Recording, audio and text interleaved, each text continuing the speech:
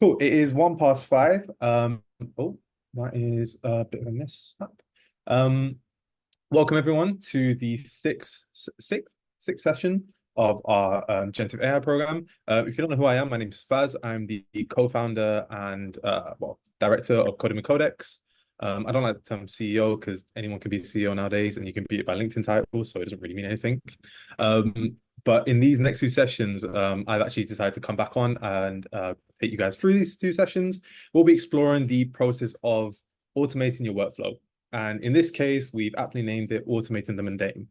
Now, the way this works, to go really briefly, is that there are 2 parts for automation. The first part is research and preparation, and then the second part is processing. In this session, we'll be covering the research aspect, and next week we'll be looking at more data-driven insights and data analysis and sort of the cool, fluid, I'm not really sure how to frame it, but I guess the sort of the wow factor of AI. However, we're going to be doing some really cool stuff in this session. Just a reminder, these sessions are recorded, so if at any point you feel that things are moving a bit too fast for you, do not worry. You can always come back and watch back the session afterwards, and so such and such forth.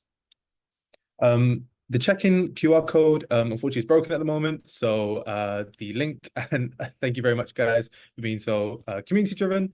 Link is in the chat. You will see Adam Zaid, who's man in the chat today, share it. So if you've come a bit late, just ask for the link and he will share it to you. If you don't mind just taking a few seconds to quickly just... Oh, thank you so much for sharing that, Emma.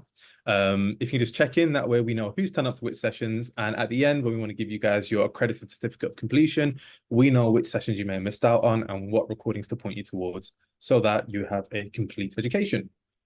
Cool. So let's jump in then.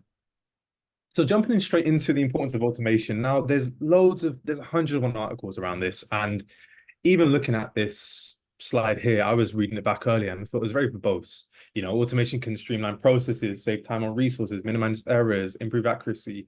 And the whole aspect of what does it mean to automate something can mean a lot of different things to different people. But in this sense of workflow, and the very reason why we've created this program is to actually apply that sense of automation in a flexible means that it really fits into your personal day-to-day tasks. And the easiest way that we can sort of elevate this or sort of abstract away from this is by putting it really simply, automating is by leveraging generative AI to increase our efficiency. And that's really when you want to think of what does it mean to automate something using AI, that's almost a go-to definition that we recommend. And it's really, really simple, very straightforward. And yeah, that's sort of where I want you guys to be putting your mindsets to. There's going to be, 50 different LinkedIn posts that are probably going to come out in the next month where every Tom, Dick, and Harry is going to be, sort of given case for automating a very niche thing. But whenever you are looking at something that quotes or is going to explain to you what does it mean to automate something, always bring back to, well, how am I going to increase my personal efficiency using this generative AI tool? And we'll go into a bit more depth in this today. So there are 2 aspects when it comes to sort of universal attributes in which people can actually automate, and that is planning and processing. So in our every day-to-day working lives, everyone has an element of planning and everyone has an element of processing information and acting upon that. And so today we're going to be focusing on the planning aspect. Now, this can range from whether that be coming up with a meeting agenda, or it can be something based around, oh, what other things could you plan? We need to have do market research. I'm trying to think ahead of what else we've got in store today. That can also be something which you are looking to create. If you're looking to plan, I mean, actually, I'll turn it over to you guys. Where do you think sort of planning and that sort of stuff comes in your day-to-day working lives? I'd love to hear from you guys because I'm drawing a blank. All I can think of right now is meeting agendas. That's what I had to do today. And then in addition to market research, can anyone else give me some, lesson planning for faculty? Perfect, Griffin. Anything else? I'll give about 10 seconds more. Any more for any more? So Paul says, at my old employer, the automation buzzword, 10 years to resolve insurance claims. Let's call AI was not a thing. Yeah. Felipe, trip planning. Jess, personal finance tracking. Exactly. So these are all things that we actually want to seek to make our lives a bit more easier. And typically, when you're thinking about the planning stage, you can think of something that, is very important, but it just takes you way longer than it really should do. And it's fairly a straightforward process or aspect to quote unquote automate. So what we're going to do is I want to make a quick reminder before we go ahead, because this session is going to be very heavy on us writing great prompts. Now, if you were here in session two, you probably remember the fact that we covered the five main components for writing effective prompts. Feel free to take a screenshot of this if you'd like to. Do not worry, this will be in the summary notes of the email that I send out after every session. And in addition, it'll be in the recording. So no stress if you don't want to. But quickly going over it, whenever we write prompts for large language models such as ChatGPT, Bard, Perplexity, which we're going to look at in a minute, we always have to make sure that we set the context. So for example, what does it mean by context? So if I head to ChatGPT, OpenAI, and let's say I'm going to ask the question of plan my trip. Now, if we send this over to ChatGPT, it's going to sort of scratch his head because as if I was to say to a friend, plan my trip somewhere, well, you've got a whole host of various different aspects to account for and factors to facilitate. So that's why setting context is very important. And it's something which we really need to have at the forefront of our minds whenever we're using ChatGPT tools, or large language model tools to sort of embed in our workflows. So always remember context is key. Then we have to present the task at hand along with some very clear instructions because, even if I came back to this aspect and I said, okay, so plan my trip to Uzbekistan. Now you can fly there, you can drive there, you can walk there, you can cycle there from London. And so it can give you a whole host of different, sort of results. So that's why we need to be very clear in actually, what we're looking to gain out of this process. Then moving forward, clarify and refine, and we'll go into that more in detail in a minute.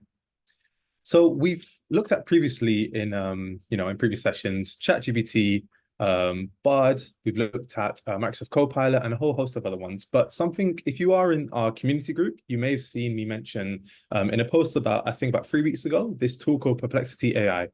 Now, this is something which has been hailed as a rival to other tools such as ChatGPT and Bard, and it's something which I'm becoming a very big fan of, mostly because of how accessible it is. Now, what you'll find, what I'll do, I will share a link in the chat. So if you give me 1 second.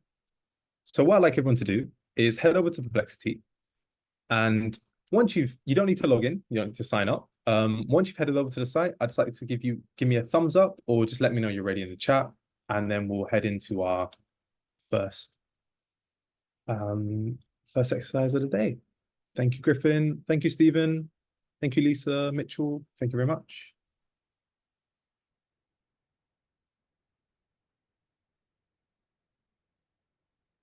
Perfect. Good to go. Wonderful. Great. So our very first task, and I think that we're going to automate, it's something which I'm fairly confident, I'd say 80% of individuals here sort of dread or roll their eyes when they have to, I guess, do this task. I know I definitely do. And so the first task that we're going to do is create a meeting agenda. We're going to ask Perplexity AI to write a meeting agenda for us. Now, this may seem fairly straightforward, but it's a fairly open-ended question, right? So for those of you who may not have had that much interaction with large language models before, I really, really want to stress sort of the 5 points that we covered about when writing an effective prompt. So if everyone could actually pull up Perplexity, I'm sure you guys have access to that little box there. Could you guys then recall back to either a meeting you had earlier this week or one you may have next week? But can you try and get Perplexity AI to create a meeting and create a meeting agenda? And then let me know with a thumbs up when you are good to continue. And we'll sort of hear from everyone how it went.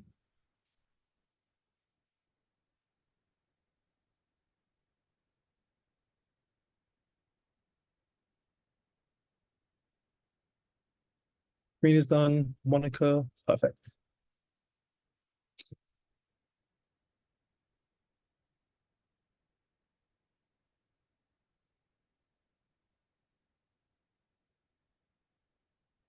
Wonderful. And so I'm gonna ask, I'm gonna see if anyone wants to volunteer and put themselves on the spot. Would anyone mind sharing the prompt that they use to create said meeting agenda? Because I think this is where we get into the nitty-gritty of the nuances that comes with actually creating and writing prompts. So create a meeting agenda for a car company that wants to increase sales. Cool. Felipe, do you mind if we use this as an example and we sort of do a walkthrough?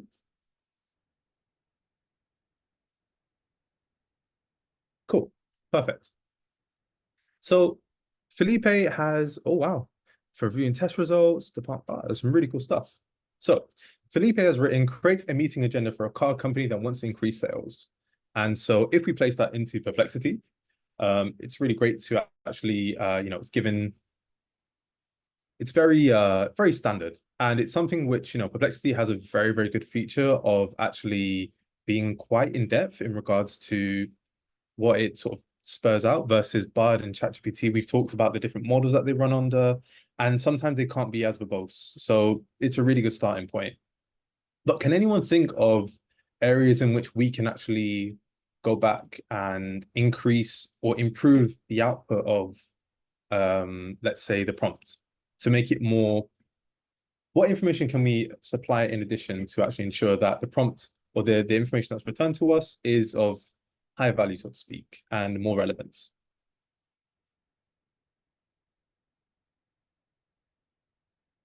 Context, audience, sales direct, region, product, role type. Exactly. Exactly. Now, bear in mind, this is a fantastic prompt as it is, as so Felipe, well done for that. I do want to stress that. But we can see that there's certain nuances that we can actually place inside of the prompt itself to ensure that, well, you know, is this going to be is this going to be a call with the sales team or the marketing team? And if there's going to be no marketing team, do we need to actually talk about, sorry, if there's not going to be this marketing team, do we need to actually talk about marketing strategies? And it's very much a case of sort of taking all the information in your head and the things that we take for granted and then putting it into sort of the large language models that can absorb it. Great. Looking at, so does anyone have, I think we've got about 2 minutes open for questions. If anyone has any immediate thoughts, feel free to come off mute, pop them in the chat, and then we'll close the questions in about, I think, Griffin, I can indeed. Is that better, Griffin? Wonderful. My pleasure. Anyone else got any questions or immediate thoughts around this? Please feel free to come off mute, pop it in the chat. No, Can we see the of same prompt on ChatGPT and how it looks different? course, of course. So let's use the same instance. I don't really think it's going to matter that much. So create a meeting agenda for a car company. Let me just double check. Griffin, can you see that font, or would you like me to increase the size? Okay, that's perfect. I'm blinding Griffin. Not to worry, Scott. So we can actually see here, you know, there's actually very similar output to the two. And then I guess this almost like allows us to come back to the point of why is Perplexity better than, in this instance, better than ChatGPT? And I'll go into that in a second. But Mitchell, any thoughts or insights anything that surprised you? It looks like a few more bullet points within each category, Mhm. just off first glance. But no, I mean, it looks like rich information on both. No, 100%, 100%.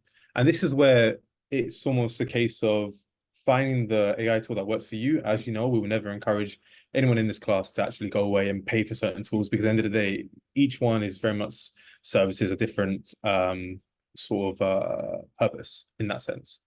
So it's very much a case where ChatGPT might give you more information. However, one thing to consider, so if we actually go back into here and create a new thread, and let's use the same prompt, but let's actually have a look at one of the reasons why we encourage Perplexity. So Perplexity is really, really powerful when it comes to its ability to do in-depth research. And actually, it's a lot more powerful than Bard, which has and Gemini to our understanding, such that it's fantastic when it comes to referencing and whatnot. So if we slightly tweak Felipe's prompt here, so create a meeting agenda for a car company that wants to increase sales. Let's actually say give it a time frame. So let's say in 2024. And can someone give me a region? So where does this car company exist? So give me a region to put in the prompt. Pop it in the chat. In Southern California. That's great because I know nothing about Southern California. Car company in Southern California that wants to increase sales in 2024. Has anyone got anything else that we should be attaching to this prompt? Anything that we can do to sort of, I mean, a lot of people mention it beforehand. Sort of improvements we can make to be more specific. Electric cars, how long's meeting? Perfect. So for an electric car company, the meeting should be maximum 60 minutes. And it is with marketing and sales. And is there any information we want to already have pre-generated? So we don't want to actually, remember how previously, both on Perplexity and ChatGPT, we had very much bog standard sort of rubrics in terms of we didn't have any pre-filled information. Is there anything that we want to have populated in the agenda? Any keynotes? I see some people typing. No? Okay, so let's say, you are an experienced, yeah, you are experienced sales director, act as an experienced sales director, and I'm loving all these contributions, guys. It's probably going to be the world's best prompt ever written. It's for yourself and provide a market oversight. We'll keep it at that for now. Cool. So as we can see, the actual comprehensive, so we can see we have a more refined aspect of what the insights in terms of what we want the meeting to look like and whatnot, and it's a bit more verbose. The only tricky aspect of this is that we asked for something which, we want a market insight into this, and it didn't provide us this. So instead, what we can do is we can also follow up. As we know that one of the fifth component for writing great ChatGPT prompts or large language model prompts is refine.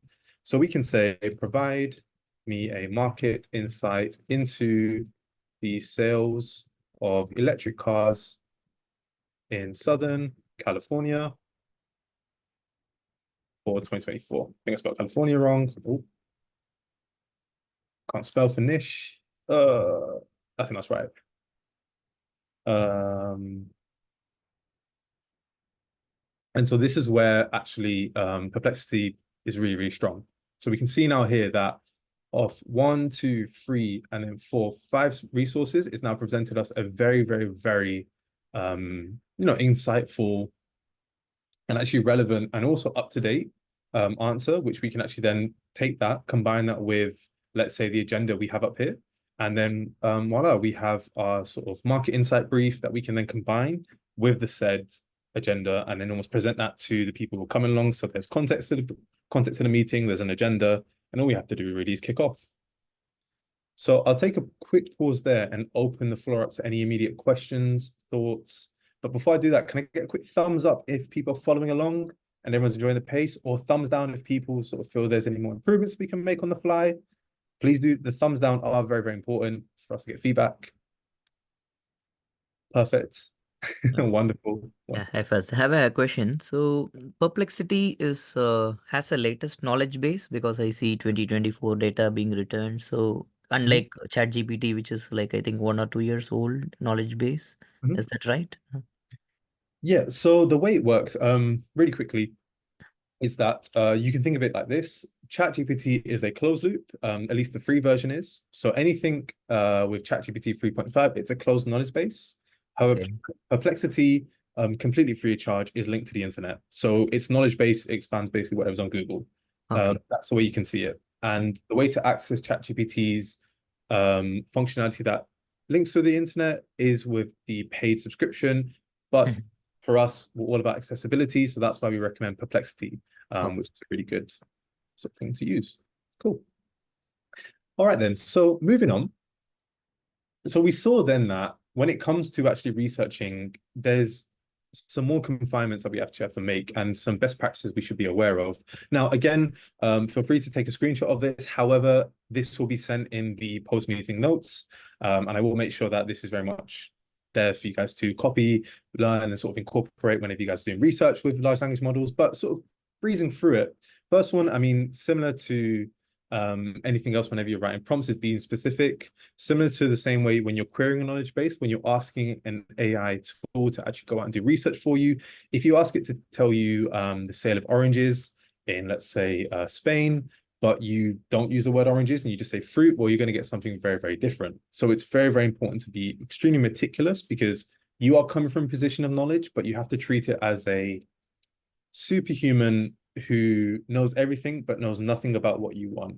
I think that's the best way I can put it. Then second point, again, context is key. Again, whenever you're querying large language models, it's context, context, context. The third aspect is using keywords. So going back to when we were looking for the market insight, remembering that, you know, electric cars is very important because we only cared about the electric cars for this meeting or supposedly meeting. 2024, again, setting the date such that we're not looking at historical data patterns, but instead we look at what's currently going to be happening in this year. And then Southern California. So those details may seem quite benign at times, but they're very important. And as a rule of thumb, it's always better to overshare and be almost super specific when it comes to querying large language models. So that's something as a rule of thumb I recommend sort of adapting when doing research with these AI tools. Then structuring your queries. So if you can do a word vomit. That's completely fine. AI is very clever. It can extrapolate a lot of information. But typically we recommend using things like bullet points and sort of just breaking things up into paragraphs and treating it as if you're giving an assignment to another human. And then finally, iterating. So as we saw there, the first meeting agenda that we decided to create, it was good. It was fine. But at the same time, it didn't have that market insight that we were really looking for. So we had to go back and we had to refine things. So I'll take a quick 10-second pause there. Can I get a thumbs up if that makes sense? Thumbs down if anyone has any queries or questions or feedback. Thumbs up all around. Wonderful. Wonderful, wonderful, wonderful. Cool. So we're going to head into our second task. Now, if you've created, before we get into that, if you've created sort of an instance here and you've got something that looks like this on your screen and you want to create a new thread in Perplexity, it's really simple. All you have to do is go up here to the top left-hand corner of your screen. You'll see something called new thread. Click on that and you get sort of a new fresh instance to play with. So that's something to just have. Now, the task that I have at hand is I would like everyone, if you can, to generate a brief for a mobile app. Now, we're keeping it quite broad in general in terms of this can be for whatever type of app you want, but the brief, to put some constraints on it, should be around 500 words long. And once you've generated that, just put a thumbs up in the chat and then we'll move on to sort of the next point. So going over again, if you guys could pull up Perplexity and generate a brief for a mobile app, making sure it's as in-depth as possible, such that it can be handed off to a developer like myself to go away and build. So thinking about what needs to be there, it doesn't have to be all in one go and nice and pretty. It can be similar to the way we created this meeting agenda, where it's sort of spaced out and whatnot.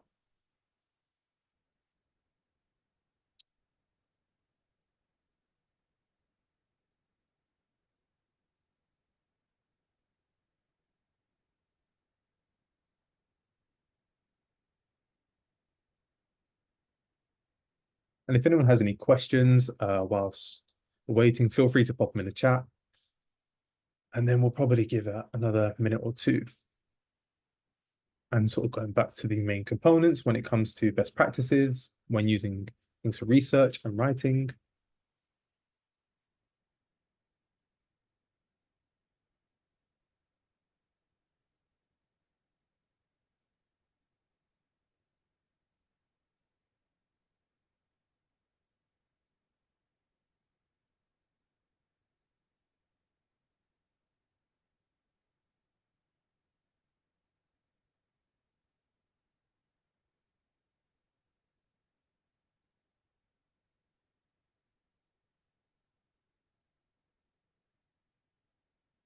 So Emma's done. Emma, what kind of app did you end up generating? What kind of brief? Or for what kind of what was the brief? What was the type of app you created a brief for? There we go. Can you create a mobile app that works for iOS and keep these tips? Nice. That's really, really cool. Nice. And Emma, how did you find the response to be like? I'll just unmute because it's easier. Go for it. I thought it was awesome. It came up with key features of it, Mhm. as well as the user interface, the target audience, the monetization strategy. And it was around 500 words like I asked. So I'm pleased with it. Nice. Well, I tell you what, if you want a developer to build that out, my email's at the end, so feel free to send that over. Will do. This is actually one that I have been. You may be on to the next Eventbrite. You never know. Yeah, that's my hope. Wicked. That's really cool. Anyone else need a bit more time? Conscious we're coming up to about the last 15 minutes, and there's something really, really cool I'm excited to show you guys. Do people still need more time? Feel free to sort of wave if people with their cameras on if they still need more time. Otherwise.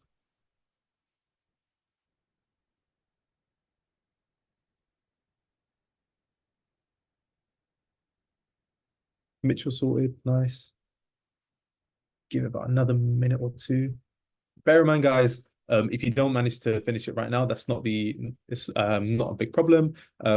All these sessions are recorded and you can come back and sort of continue, pick up where you left. Pick up sorry, words aren't coming to me today. You can sort of continue pick up. Oh man, can someone give me the right words to use? In the instance where you come back to something and continue where you last left it. There we go. And that's right, the term. Well done there. Thank you, Mitch. Third time's the charm. Third time's the charm indeed. God. I've been teaching for 5 years and I still can't get my words right sometimes. Happens to the best of us. Cool. I can see many people are still continuing. Pick up where you left off. Thank you, Tina. That's it. Thank you. Is everyone happy to continue to happy to sort of move on? Or do people want another 1 or 2 minutes? Yep. Perfect. Abhilash. Okay, I'm seeing some thumbs up. Cool. Okay. So as we saw in the actual aspects, so bear in mind, this is my Microsoft Painting tools. If anyone needs an artist, please do commission me. These stick figures are my own. But essentially, when it comes to the process of refining, it can be something that is actually quite tedious. And particularly when we're looking at, we want large language models and AI tools to make our lives a lot easier. So yes, in the instance where we had, let's say, the car agenda writing creation, whatever I'm going to call it,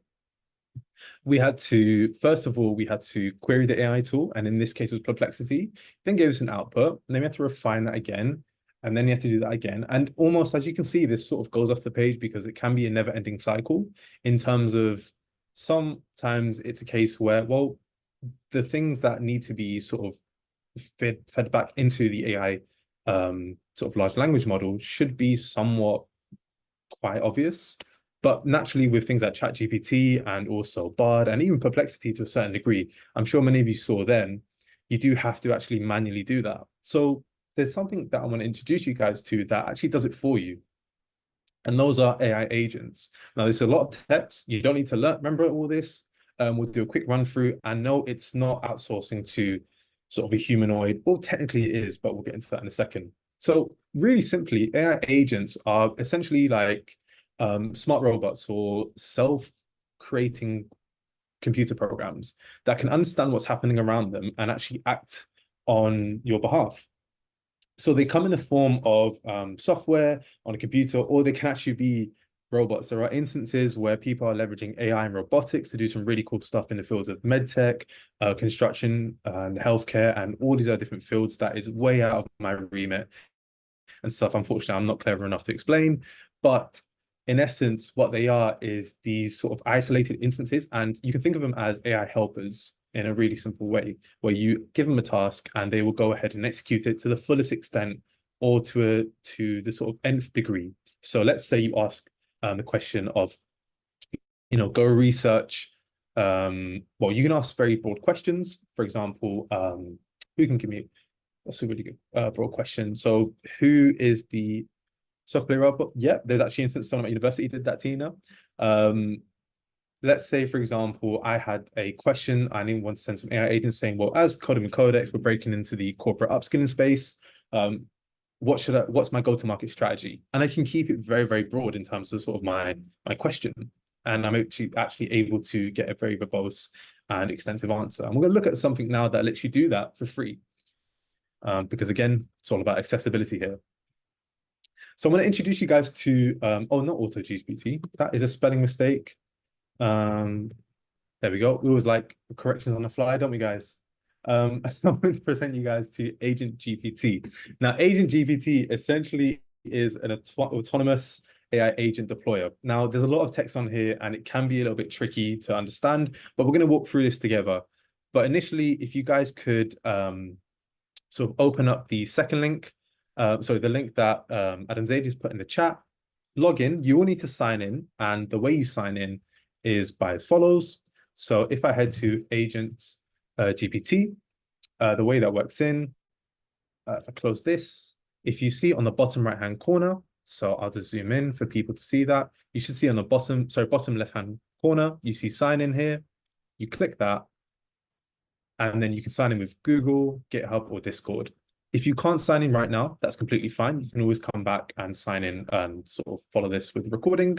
But this does help if you have a Google account and makes your life a lot easier.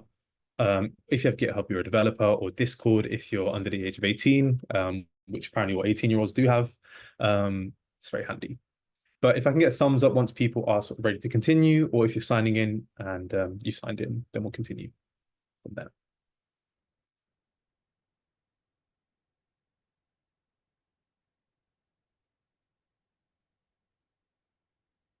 Cool. Abhilash is ready. Steven's ready. Jess, thank you very much. And Emma, Tina, you raised a hand. Griffin's... No, I meant to thumbs up. Not to worry, not to worry. Okay, perfect. So we're going to do a quick walkthrough of Agent GPT. Now, I'm going to be completely honest. This can get very, very technical. So the biggest sort of advice that I'd recommend is that when you're dealing with stuff like this, just try and bear in mind that I wouldn't take any. I know we talk about making financial decisions on your own, and when it comes to actually paying for services, I wouldn't pay for this in any capacity. Given the fact that it's basically a web user interface that is being presented to the public, it's still in beta, or beta, as you Americans would say. And so it's something which, you know, wait till it's worked all the sort of the nooks and crannies out. And then let's say it will probably surpass something like ChatGPT in let's say a year's time. But right now, this is still in the beta stage. And so it's something which we really have to bear in mind here. And so if you do, let's say, exceed the number of uses you can, that's just the way things are. And from our, you know, sort of organization, we don't recommend paying for something in beta unless it's extremely necessary. And then today we don't, you know, that's up to your discretion. So I want to take you through the context of this instance here, where you can actually choose to deploy one of their predefined GPTs. Now, for those of you who may remember, in our very first session, we actually covered what custom GPTs are and what plugins are. Can anyone here who's been with us in session 1 actually remind us what GPTs are, custom GPTs are? Anyone want to put it in the chat if anyone wants to come off mute? No? Would a dedicated topic specific engine tool be in the realm? Yeah. Very, very close. Perfect, Mitch. That's along the perfect lines. So in a sense of a custom GPT is when we take an existing large language model. In this case, it runs off ChatGPT, and then we actually ask it to become a specialist at something. We supply further information for it to be almost a hyper specialist in a particular field. So here we have Research GPT. And so let's use this one for a instance. Oh, excuse me. Let's start again. So as we can see here, we've got the research GPT and we've got a goal for it to us. Now, it's very important here that we see how this is asking for a goal. This isn't a particular query, it's asking for an endpoint. And because what we'll see in a minute is that agent GPT, it deploys several number of AI agents to reach our desired goal. So let's say, for example, create a comprehensive report of, maybe not Nike, but can anyone give me another company that's not Nike that we want to get a comprehensive report of? Can be the company you work at, can be somewhere you're going to shop at later. Any suggestions? Apple. Okay. Well, let's go with Apple. Or Rochelle, that may be a bit too meta using OpenAI, but you can definitely use OpenAI. So if we deploy this, immediately here we can see how, and I'll zoom in for people who may be able to see for the screens. We can see that it automatically adds in. It's moving quite quickly. It already adds in tasks here, so it's not just a particular aspect where it's going to be answering our singular question of creating a report of Apple. Like, how do you answer that? It's inferred then the different tasks, 1, 2, 3, 4 different tasks here that need to be performed as a means to create that said report and thus achieve the goal. And to be honest, it's done all right. And you can see that it keeps feeding back in. So here it's got a history of the company, and then it's decided to add in some financial performance as such and such forth. And I say we've probably got around 2 pages worth, if not more, along with some references, which is always fantastic and whatnot. And so yeah, it's really, really good. Miranda, so by definition, this has to be something that's public information instead of Nike. So Miranda, just to quickly answer that point in terms of this is operating on the internet. So anything that is for within public domain and thus accessible by Google, this will have access to. So that's almost how you can perceive it. But in terms of if you want to take another example, earlier here, I think it's Apple, where is it gone? So earlier here, I asked it to create a comprehensive report of Code and Codex, that's us, and provide in-depth competitor analysis and how we can best expand into the corporate training programs and which avenues to do so. Now, it actually pulled up a lot of information that I didn't realize was privy to, and so actually had me a bit worried about how much information we have on our website and sort of scattered across the internet. But as you can see, it's provided a really, really good sort of comprehensive outline of sort of what we need to do and actually achieve that goal within a matter of seconds. So quick check-in before we go into our final task. Does that make sense to everyone? Thumbs up that people are following and you understand what the relevance of agents are, AI agents are. Perfect. Cool. Well, quickly, Mitchell's mind is blown. Love to see that.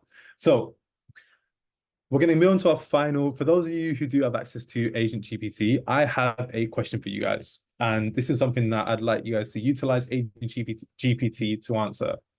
And that is the very, very important question, one of our burning all week. Should you start a rubber duck company in 2024? So I'd like you guys to utilize Agent GPT to go through that. And we'll spend I'll give you guys about 3 minutes. Given how quick it is, it shouldn't take any longer than that. And I'd like you guys to put a definitive answer of yes or no, whether I should venture into this new startup. And if you have any refinements that can be made to the prompt or to the question, please do feel free to add it in and let me know what you changed.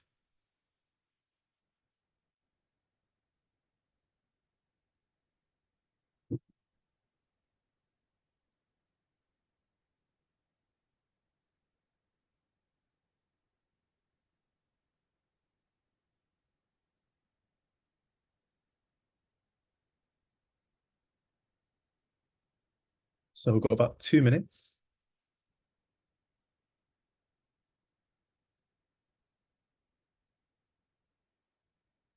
And please feel free to put, the decision of whether, you should start a rubber duck company in 2024 in the chat once you're done. Then we can see what the verdict is.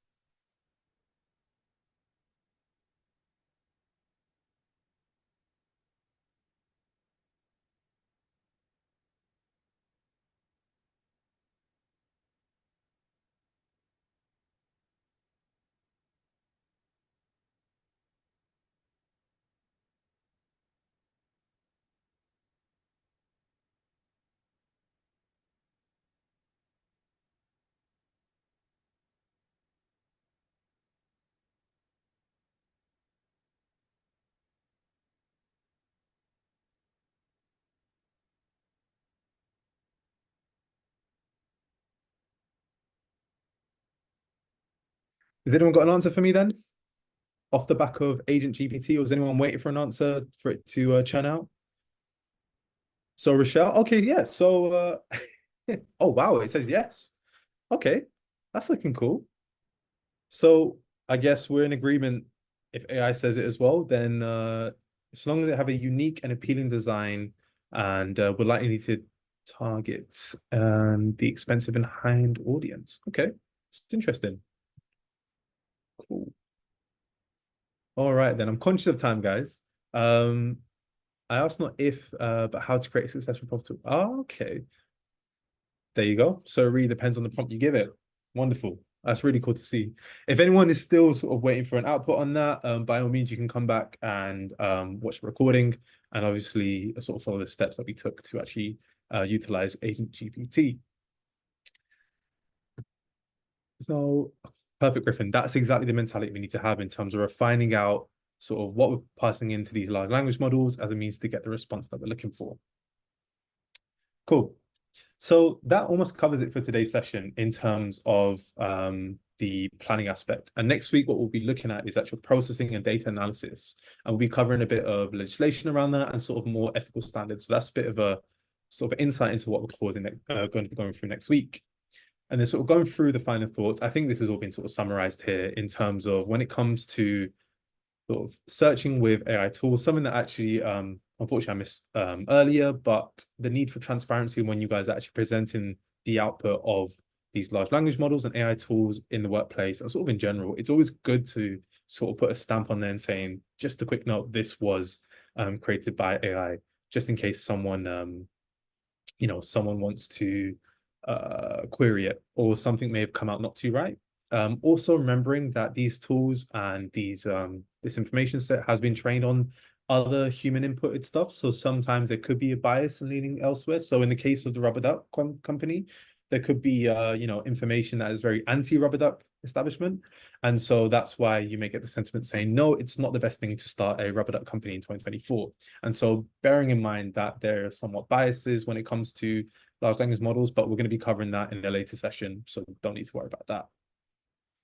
And that brings me conveniently at 5:44 or 12:44 or even earlier, depending where you are in the world, to the end of today's session. So if anyone has any questions, right now is a great time to come off mute, pop them in the chat, and yeah, I'll go through.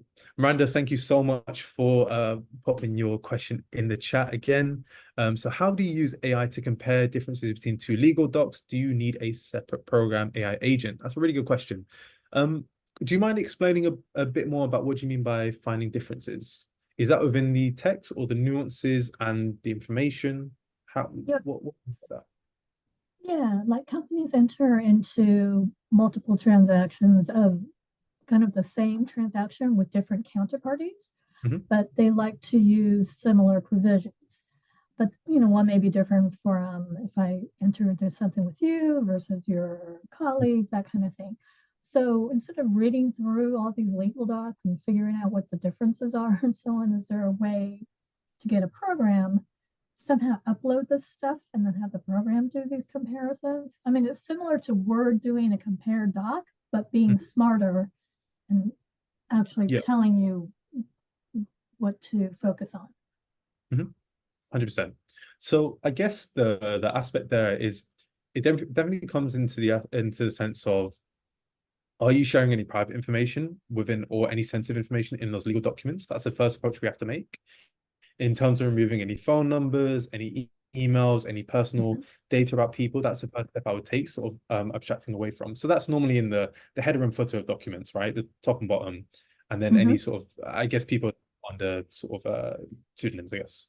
Once you've done that, you can then find tools. I've not played around with it, but I do know that Perplexity has this function to attach things. So you can attach images or text or PDFs to it, and you can definitely try something there. Something I have experience with, but end of the day, this is completely up to you whether you want to actually make sort of the commitment, the financial commitment is ChatGPT's ability to attach documents. Now, one thing that we tend to do a lot is we do a lot of government work. So that requires us going through a lot of procurement programs and stuff like that. They have absolute, 20, 30-page documents where with different sort of authorities and governing bodies here in the UK, they're all essentially the same. And I do something similar in terms of I put the files in, I'll attach them in there, and I say, please go through this and highlight the main important notes regarding this particular aspect. And that's something which I found has been very beneficial to myself, but that actually required me to really consider the financial investment. And that's why using something such as Perplexity AI initially to sort of realize whether that's good for you, and using the free route is something that definitely go down. But it's imperative that you remove any personal information from the jump. Going back to our second session or even first, once you feed information into a large language model, unless you own it, you can never really pull it out. So removing that, personal information and identifiable information, please make sure that step is taken. Oh, so whatever I may feed into any of these things becomes something that someone else can use to use in their queries? Not explicitly. I think we'll go into that next session because we'll be talking about data privacy. But for example, if I'm here and I say, give me Jeff Bezos's email address, you should see that ChatGPT's got a lot better and says I can't help you do that. But as Tina says, it basically does become training information for ChatGPT. Right. That's the way to put it. Okay. Perfect. Cool. Emma, do you want to come off mute? And then we'll head to the questions in chat. Yeah, just going back to perplexity.ai for a second, I noticed that you can turn on the Copilot option, which you do have to sign in for it. But before I do that, have you messed around with it and have seen any better answers or a reason to loop it in? So it's a bit of a tricky one.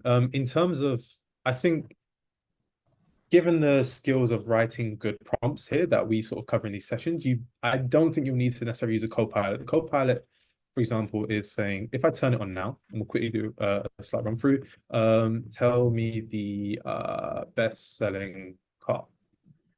If I feed that in, it will understand the question, and then it will ask me to refine things in certain situations. But as you can see, it's very much done a lot of the assumptions here, and it's no real different to me actually writing a very good prompt itself and getting the same information for provide me the market insights for sales of electric cars in Southern California 2024. It's somewhat there for layman sort of uses. So I've signed in just because I get get access to it for free, but in terms of paying for it, I personally would recommend become more skilled at writing prompts, and then you can you don't really need the Copilot in that sense. Got it. All right, thanks. Anytime. Cool. So let's go through the questions. There's quite a few. So Nina, what is the difference between creating your own GPT in ChatGPT versus AI agents? That's a great question, Nina. We can quickly look at it. So in terms of let's say this one is called Web Designer. This is a custom GPT in ChatGPT, and it's essentially someone who's poured their in-depth knowledge and expertise into web design. And I can ask it a bunch of questions. However, for me to then basically say, go fix my website, without coding with codex.co.uk,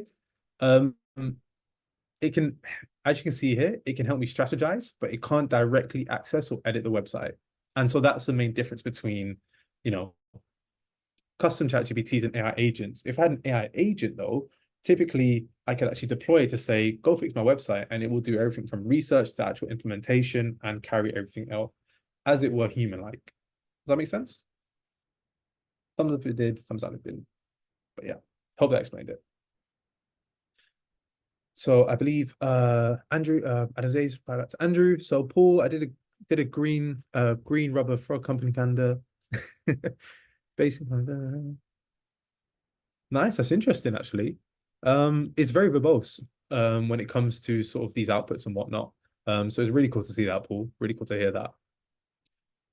Any more? We have gone over 5 minutes, so please do feel free to jump off if you do need to. But as always, community support group, please do join if you have any questions throughout the week. Alternatively, you can drop us an email at hello@codemidcodex. But guys, thank you very, very much for coming, and I think we'll probably leave it there unless anyone's got any more questions. But yeah, I look forward to seeing everyone next week.